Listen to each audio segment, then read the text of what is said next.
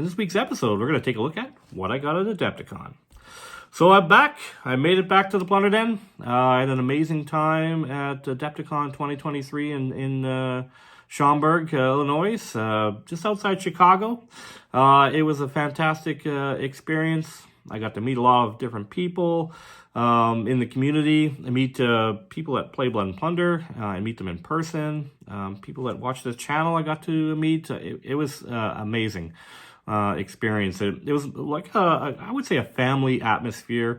Something that you'd want to go back to every year and revisit as a time where people get together in this community and spend time with each other. So it was a really good experience.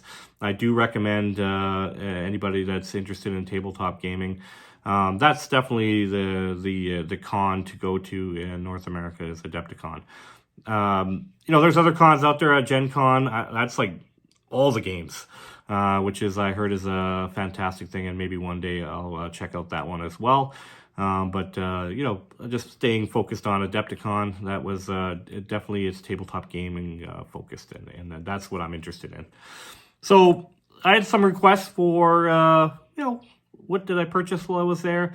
Definitely I was on the hunt for stuff to, move my terrain forward. I figured with all those large game companies there would be a good opportunity to pick up some stuff for building terrain.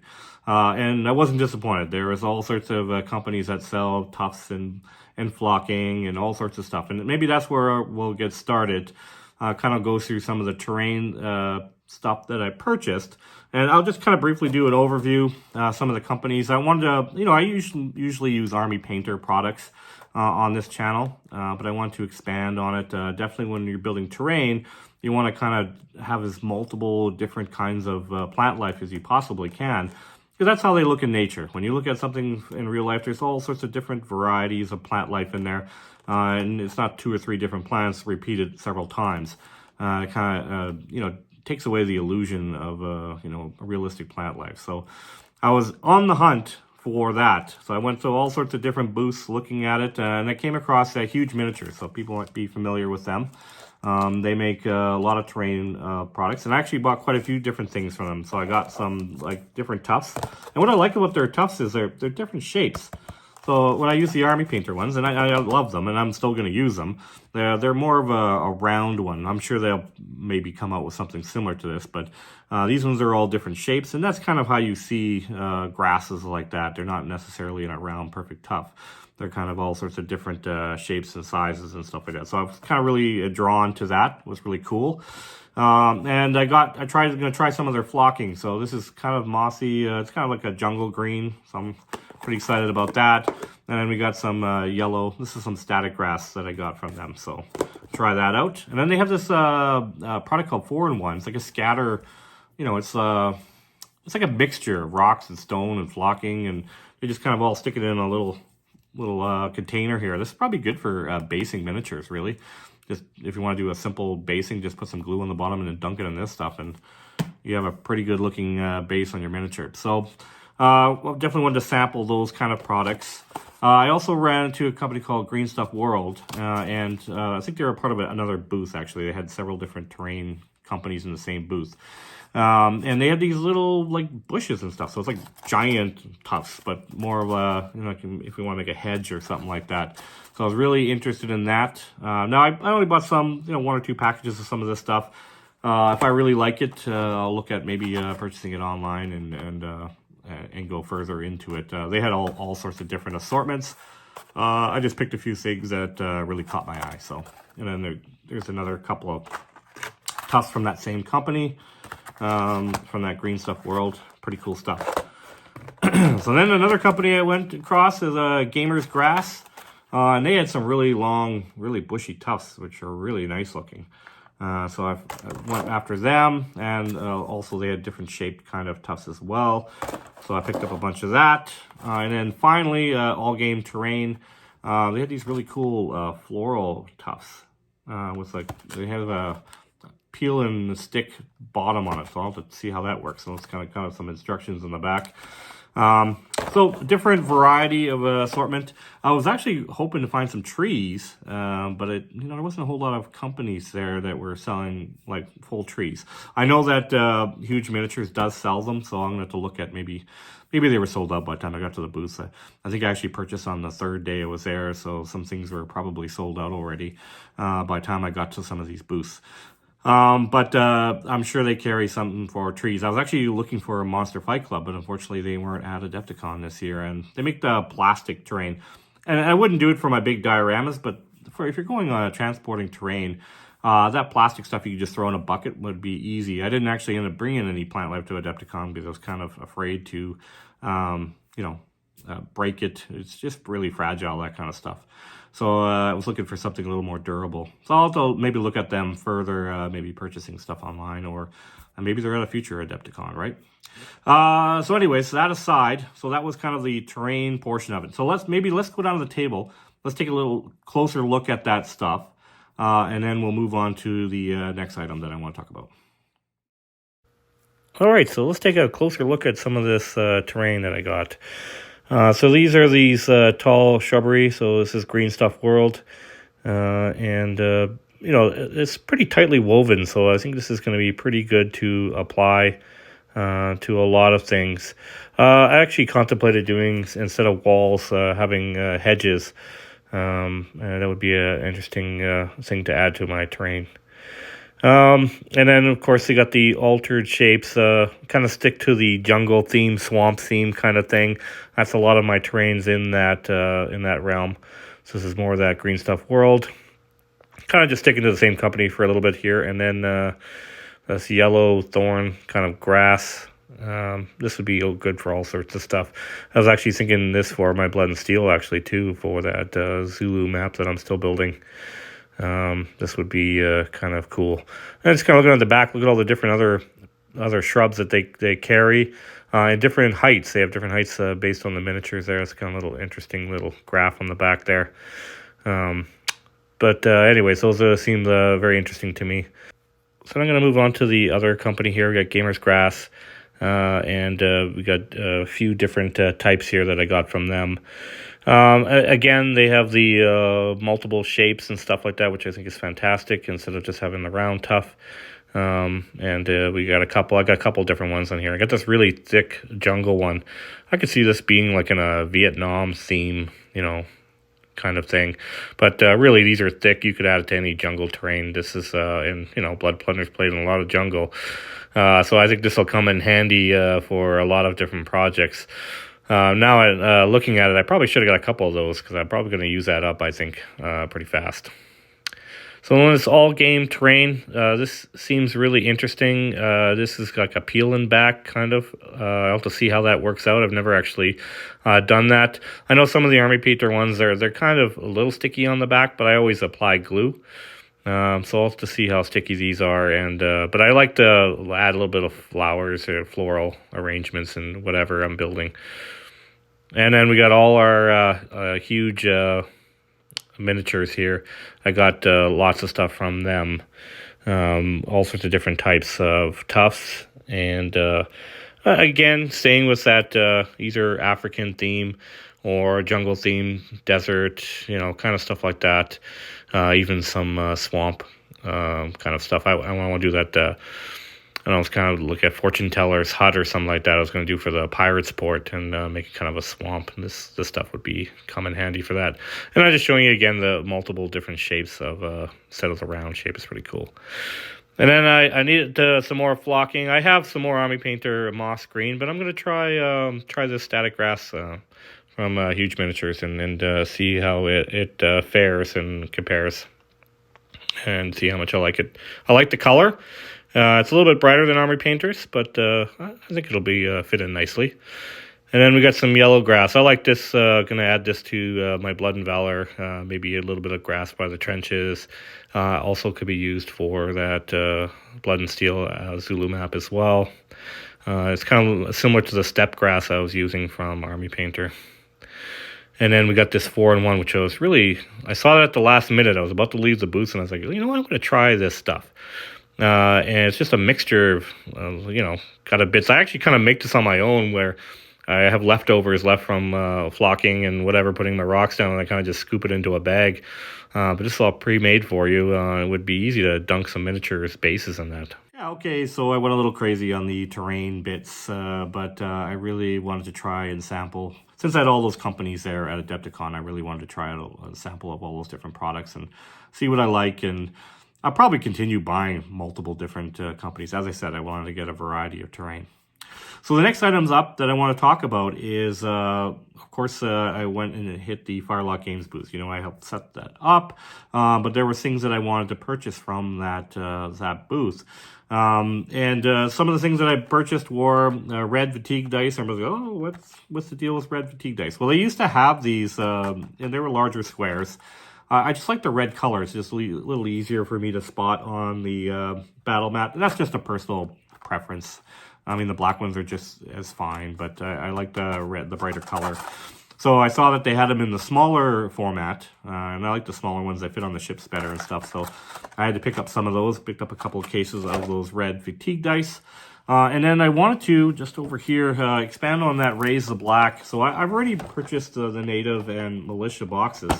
But as I was building them, I found those two boxes very useful to make all sorts of different miniatures for different factions. And I need to get more. Essentially, I went through those first two boxes. I burned through them pretty quickly. And I have a lot of ideas for different things that I want to build for Blood and Plunder. So I definitely needed to find more boxes of those. So thankfully, they had lots of those plastic sprues there, and I was able to pick up those, which I'm really excited about. And like I said, when we get down to the table, we'll discuss it a little bit further. But we don't need to go deep dive into those because I already covered those boxes on this channel already on unboxing. And then the other thing I was super excited about was the new rule set here for Blood and Valor. So this is an expansion. So it's a few updated rules in here, but it doesn't. You need the original rule set that has all the original rules in it. This is more like No Peace Beyond the Line and Blood and Plunder. It has a lot of new factions, new scenarios, new conflicts that you can play. And it really flushes out and expands that world of Blood and Valor, and it opens a lot of opportunities for some amazing tables to be built, for sure, and all sorts of assortments of miniatures to be built and painted. So really excited about this. I had a lot of fun playing the Blood and Valor tournament when I was out there, and the Blood and Plunder. I had fun with both tournaments. They were both amazing. But I really wanted to get involved in some more of this stuff. So we're gonna go take a little deeper dive of this book. I'm gonna go through it, and I'm gonna show you all the different things that are in it, and it's really exciting. So that's one of the things that we're gonna take a look at right away here. So maybe we should just get down to the table, take a look at that book, and so before we get a little bit further on here, and take a look at what's new in that book, in Blood and Valor book. So I wanted to start off by showing you the original Blood and Valor instruction manual as well. So the rule sets are really in this book, so you still need this book, and it has all the rules in it. This is the new End of Empires is an add-on to that. So there is some changes to the rules, and it's in the new book. But if you want the entire rule set, you need the original book, and this one really has all the new factions and new scenarios and new conflicts that you can play in Blood and Valor. So it really flushes out that world. So that's what's in this book.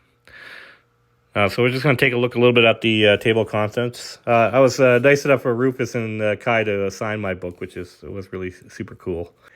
So you can see on the table of contents here, there are some small chapter on rule changes, some special rules that have been added, the different theaters of war that are going to be on here. It's information on that, and of course all the different factions that are in here. Some rules on armored cars, gunboats, and multiplayer rules, which is kind of cool. So here's an introduction. Really, the book starts off with a timeline. Similar to other Firelock Games books, they have a little historical portion of it near the beginning. This gives you a good timeline of everything that's happening during the war. Here's a small page. This is really all the rule changes that are in here. It's just a few changes to the rules. Some of the point costs for artillery bombardment, and there's other stuff in there. Then we got some special rules have been added. I'm not going to go through all of them, but there's rules for poorly trained, and different factions, different rules for them. unseen attacks and stuff like that. There's just some other stuff that they've added to the rule set you can take a look at in there. New units and upgrades. And then start going to some of the theaters of war where these new factions can be played. So kind of it tells you different fronts and then kind of the different factions that you can play along in those theaters of war. I'm not going to go through them all. There's a lot of them here. We're just going to flip through a few pages on here.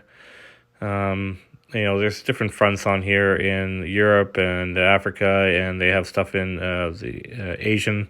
I know that Nagel played the Japanese force and won the Blood and Valor tournament. That was one of the new factions that's in this book. There's a portion on the Russian Civil War in here, so there's stuff about that in here, and you can flush that out further and play that out. So really, this touches a lot of different areas and different of conflicts in that time period that you can expand on. It really makes the game really interesting. And like I said, for making terrain, it may opens up all sorts of different possibilities of different areas that I can build terrain for. So I definitely want to expand on it. Right now, I only have my French force that I built, but I have a German box and an English box that I'm still working on building. But now that there's a whole bunch of new ones added on here, that I'm really interested in that. So here's the Far East I was talking about, the Japanese forces connected to that, and there's some other information in there as well. And the Western Front we're familiar with.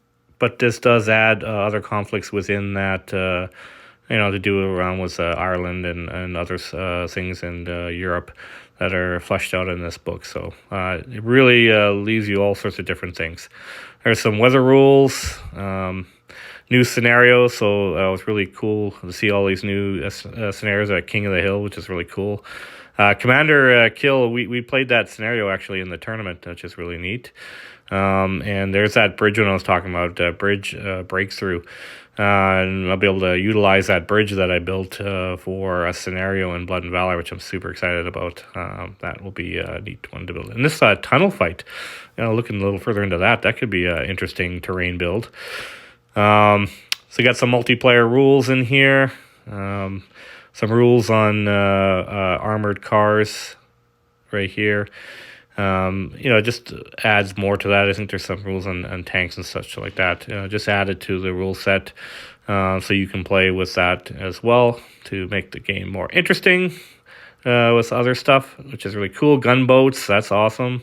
I know that you can do a bombardment from a gunboat. So that's all the stuff that's in the new Blood and Valor expansion, End of Empires. I recommend you guys pick that up if you are a Blood and Valor fan. This is a must book to have. So it is available on the Firelock Games page already. I know it just came out before I went to AdeptiCon, and they had they sold out of the copies there at AdeptiCon, which is really cool to see. A lot of people have a lot of interest in it. Just briefly flipping through the original book, this just has, like I said, more so of the rule set. There's a few factions here, the original ones. There's, I think there's 5 or 6 in here, but not too many. But most of it is the rule set and how to play the game. So the combination of the two there's a lot of entertainment there. So then let's move on to the other stuff I got, the militia box, native box. I'm not going to talk about it too much. Just the fact that these are versatile boxes and it can be used for a lot of things.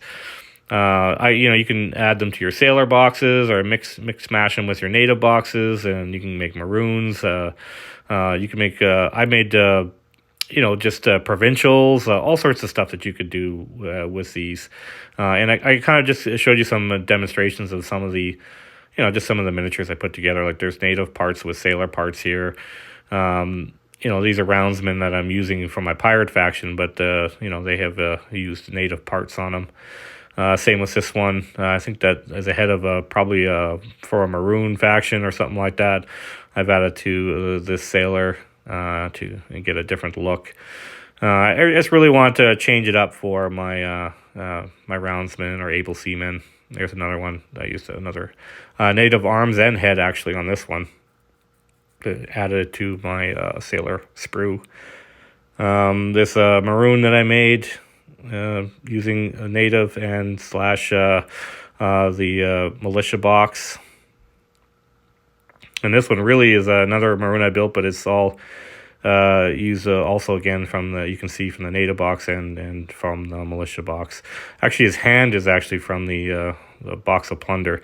I think it's the drummer boy's hand. It fit nice in what I was trying to do there in that thing. That's what I like about the plastic sprues, right? So you can just mix and match those together. So I just showed you a couple examples of some of the things I built. And then the red dice I was talking about, there's not much to talk about here. This is your fatigue dice. They're the smaller ones. I got a couple of packs of those, and I just wanted to get some red ones. I liked the way they stand out on the game table. So you can see there's all sorts of factions and new scenarios in there. Fantastic book. It was so nice to meet Rufus and Kai when I was there, and Mike and the whole Firelock Games team. It was a lot of fun meeting everybody there, and the players in the community that play Blood and Valor and Blood and Plunder. You know, in meeting Jason Klotz and Joseph Forrester and Nigel. There's a whole bunch of people that I met there at AdeptiCon. It was a lot of fun. So just the last thing I just want to talk about for the future projects that's coming up. Some other things I quickly mentioned. I got this hoodie, Adepticon hoodie, and I got this lovely medallion. That was part of the pre-order when I originally ordered tickets for AdeptiCon. You can pre-order stuff. There's also stuff like mugs and glasses and other stuff maybe I'll look at for the next time I go there. But I only had so much room in my luggage, and I can only bring so much stuff back. That was the thing. I brought so many armies, and I probably would change that in the future. I would probably not take as many armies with me, just to save space in my luggage, and so I could bring some booty back, some more stuff, right? It was this. This was part of the swag bag, was this terrain crate. Now, there's some really cool stuff in there. I mentioned that maybe I might go through that box. Well, when I went through that, there's all sorts of cool things that I could do for potential future projects on this channel for terrain. So we're probably going to use some pieces of that box to build my next terrain project that I'm pretty excited about. I actually have some things ordered from Amazon for that. I'm hoping that everything gets here so I can start working on that project. If not, we'll have to work on something in between and then get to that project. But I'm pretty excited about working on that after seeing the little bits and stuff that are in there. All right, so that's pretty much it. I will say my experience at AdeptiCon was amazing. I encourage everybody that's into tabletop gaming to try to attend that. It is going to be worth your while. You'll enjoy yourself and have a lot of fun. I liked it so much that I'm going to try to work to see if I can get there, try every year. We'll see. But I'm looking at my eyesight on going back next year. And I heard some other community members are going to try to make a trip there. They were inspired by the stuff they've seen from all the different channels and different people that were covering Adepticon, and they would like to attend next year. So looking forward to that. All right, so if you guys like what we're doing here in the Plunder Den, make sure you smash that like button and consider subscribing to the Plunder Den and get first-hand information when I do these kind of episodes or do future projects. So instead of going out of the table now, we've already covered everything. I will see you in the next episode, and we're going to get back to some terrain building. All right, thanks for watching, everyone.